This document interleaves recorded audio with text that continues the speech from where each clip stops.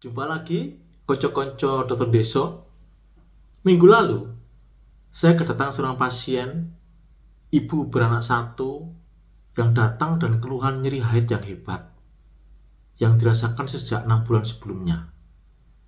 Nyeri dirasakan 1-2 hari sebelum haid, saat haid, dan sampai beberapa hari setelah haid. Nyeri ini sedemikian hebatnya, sehingga ibu ini terpaksa cuti kerja saat haid. Setelah saya periksa, saya berkesimpulan bahwa ibu ini menderita endometriosis. Apa itu endometriosis? Bagaimana komplikasinya? Bagaimana penanganannya? Tonton videonya dan jangan lupa untuk like, subscribe, dan share. Oke, stay tune.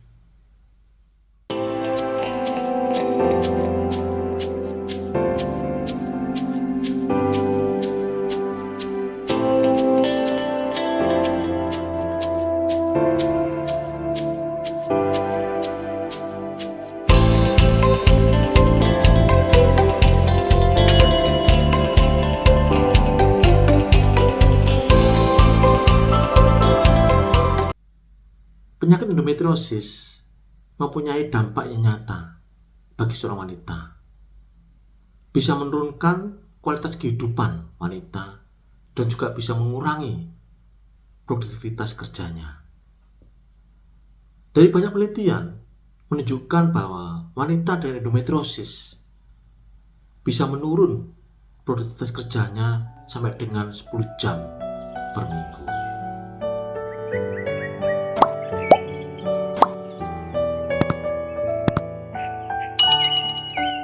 Endometriosis adalah suatu penyakit yang ditandai dengan tumbuhnya jaringan menyerupai endometrium, tetapi terletak di luar lapisan endometrium rahim.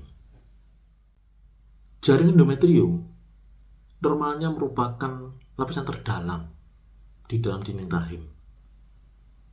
Pada pasien dengan endometriosis, di samping didapatkan jaringan endometrium normal, juga didapatkan jaringan endometrium yang terletak di luar lapisan endometrium rahim.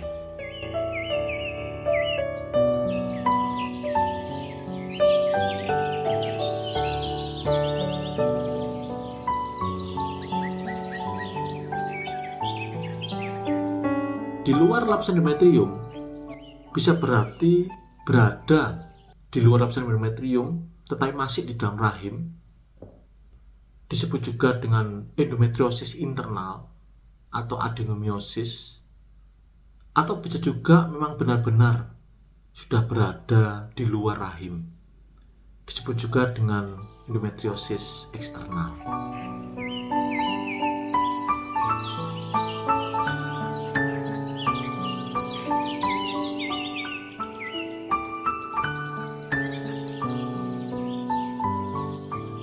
Contoh dari endometriosis eksternal adalah endometriosis yang menempel pada saluran telur, menempel pada ovarium, bahkan bisa membentuk tumor di ovarium, menempel pada vagina, pada usus, pada tempat kencing, bahkan pada beberapa kasus yang jarang bisa menempel pada payudara, pada pankreas, liver, ginjal, paru-paru, dan sebagainya.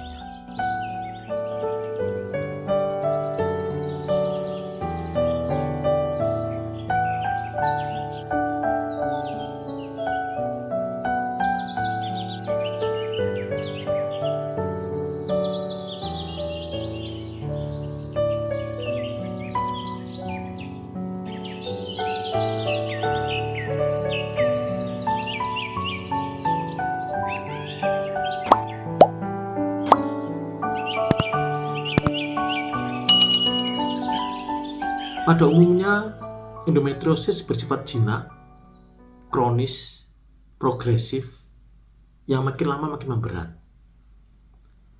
Penyakit ini sangat dipengaruhi oleh hormon estrogen, sehingga jika wanita sudah memasuki masa menopause, di mana kadar estrogennya akan banyak berkurang, maka keluhannya akan membaik dengan sendirinya.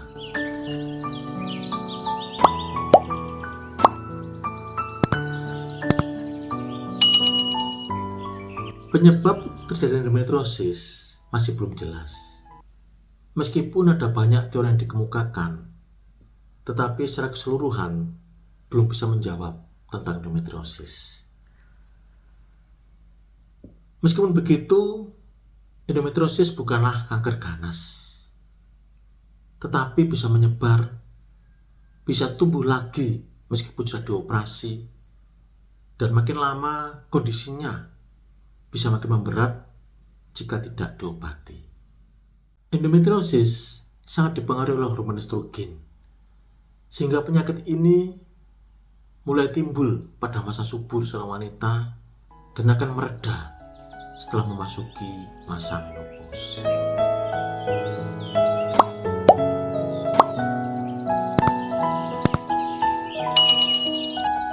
Pada penelitian terhadap sekitar 940 wanita dengan endometriosis, didapatkan beberapa keluhan, antaranya adalah nyeri haid, nyeri panggul kronis, nyeri saat berhubungan seks, gangguan pada usus, bisa konstipasi, atau bahkan diare, kemudian juga nyeri kencing, infertilitas atau ketidaksuburan, adanya benjolan di perut, dan sebagainya.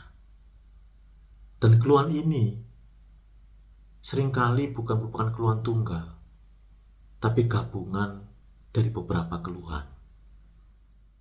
Meskipun begitu, pada beberapa kasus yang jarang, endometriosis bisa ditemukan tanpa adanya gejala. Endometriosis bisa ditemukan secara kebetulan pada saat melakukan USG atau pada saat pasien menjalani operasi di luar operasi kandungan. Misalkan pasien dibuka perutnya karena adanya usus buntu yang terinfeksi dan kemudian ditemukan endometriosis di dalam perutnya.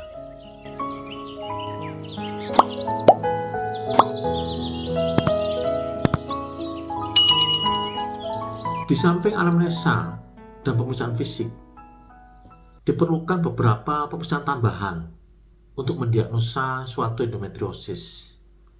Yang pertama adalah USG pelvis. USG pada daerah pelvis merupakan lini pertama dalam mendiagnosa suatu endometriosis, di mana dari USG pelvis ini bisa menemukan adanya endometriosis internal atau pembesaran rahim, dan juga endometriosis eksternal yang terutama berupa kista coklat. Namun, USG ini tidak bisa menemukan adanya lesi bercak coklat kemerahan endometriosis. Yang kedua adalah pemeriksaan MRI pelvis, di mana pemeriksaan MRI pelvis ini lebih superior dibanding pemeriksaan ultrasonografi. Dan yang ketiga adalah pemeriksaan laparoskopi, di mana pemeriksaan laparoskopi ini merupakan standar baku dalam mendiagnosa endometriosis. Bisa mengetahui secara menyeluruh tentang bercak-bercak coklat kehitaman endometriosis, penyebarannya, dan jauh lebih teliti dibanding pemeriksaan yang lainnya.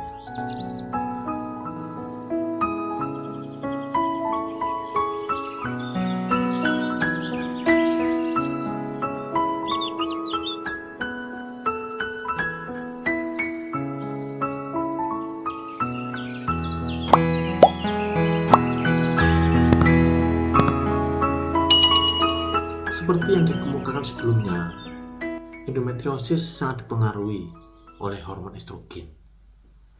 Semakin berkurang kadar hormon estrogen dari seorang wanita, maka akan semakin membaik keluhannya. Sehingga jika wanita memasuki masa menopause, maka keluhannya akan membaik dengan sendirinya. Secara garis besar, penata laksanaan pada endometriosis adalah melalui obat-obatan dan tindakan operasi.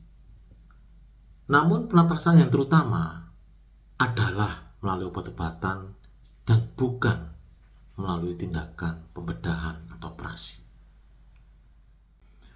Obat-obatan bekerja terutama untuk menekan kadar estrogen.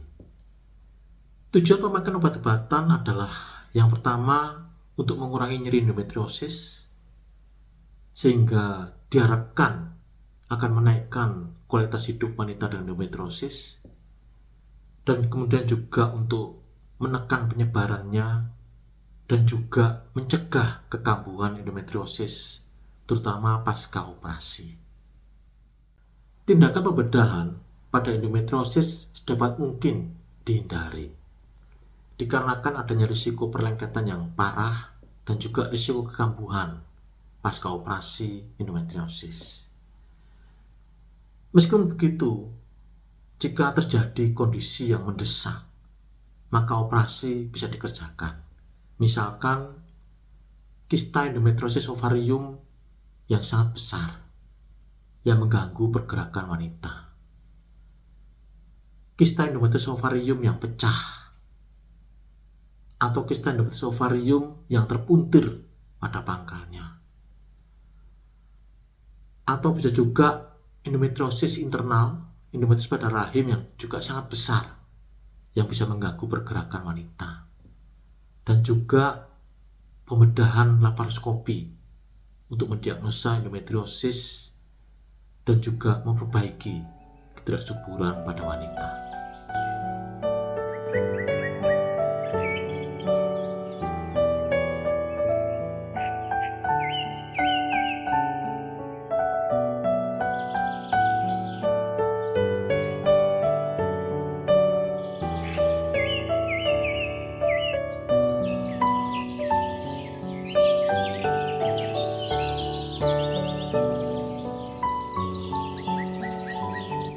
Demikian paparan sederhana saya tentang endometriosis.